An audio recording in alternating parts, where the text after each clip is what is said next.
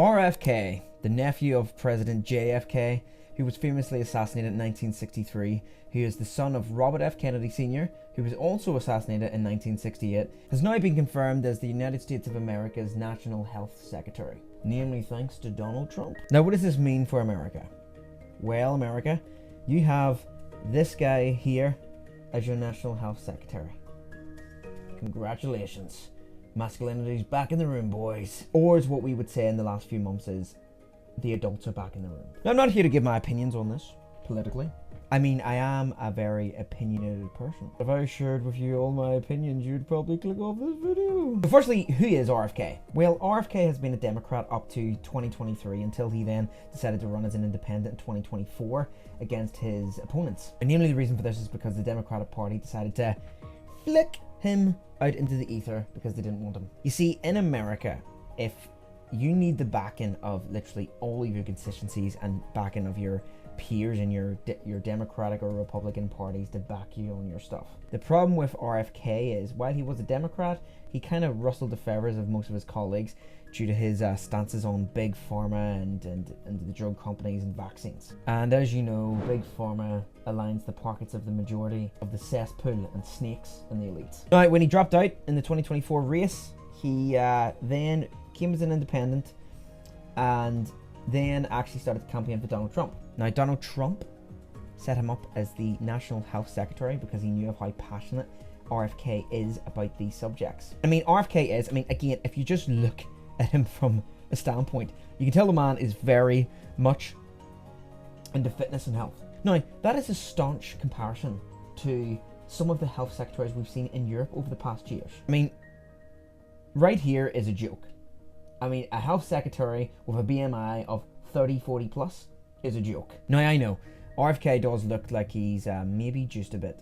I would say he's just a fair bit to some degree. Now, you would say, and I would say as well, that steroids isn't exactly the most healthiest thing, but it's quite clear he's got a good nutrition, a good grasp of nutrition anyway. Now, he's also labelled, he's a politician of course, but he's also a environmental lawyer as well. He's an author, he's an anti-vaccine activist and a conspiracy theorist. According to Wikipedia, that is.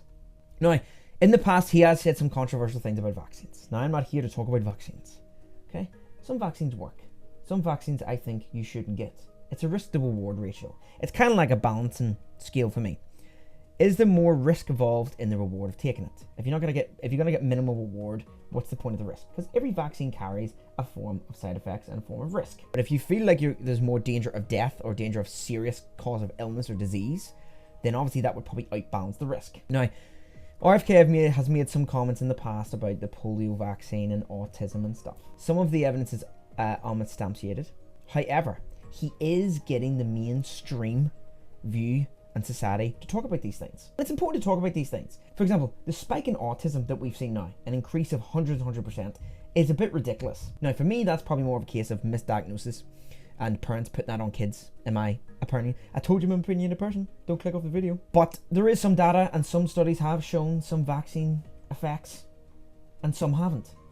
It's up to the user, to just position all these studies and see what's legitimate and what's not. But the fact we have someone that's willing to push big pharma, make them question and take away this blanket that the government have given them over the years is a sense of strong leadership and masculinity back into the Oval Office. And we know that the pharmaceutical industry is corrupt. The most notable case in the industry was the involvement in pushing the opioids by denying their addictiveness when marketing them to doctors. This led to tens of thousands of deaths and ruined hundreds of thousands of lives. Now, the scandal is an extreme case, but it certainly is not isolated. The industry routinely exaggerates the effectiveness and downplays the safety risks of its products. There's a simple reason for this. You and I both know. Money, money, money, money, money. Fortunately, the pharmaceutical companies have had monopoly hold over the whole of America and the whole of the world. Governments give out these licenses where basically if they downplay the risks and even if there's fallout of the drugs, the pharmaceutical companies don't need to take that risk. And a lot of times the government agree to absorb them risks.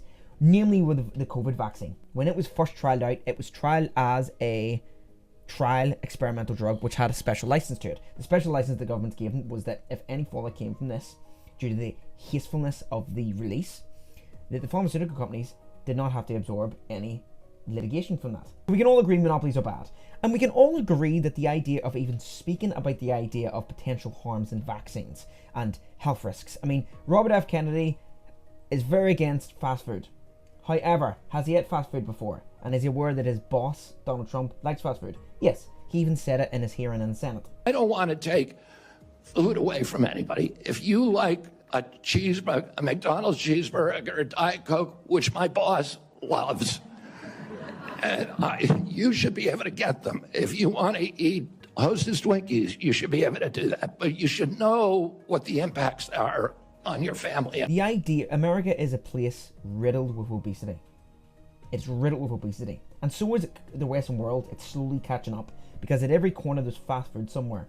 A health secretary that looks like that is actually passionate about health and fitness. Not just like the other ones in Europe where they were kind of, you know, they were the size of a mini truck and they were trying to like comment about, oh, you know, the safetiness of some nutritions and follow the food pyramid because that worked out great. This is I think imagery wise, great for America. Anyway, if you're new to this channel and video, please go over and check the channel. I have tons of videos on training and nutrition, by the way, especially for natural lifters and stuff, and fathers and stuff, and busy men and busy women. So please go over and check the channel, like and subscribe if you like it. But until next time, I'll catch you then.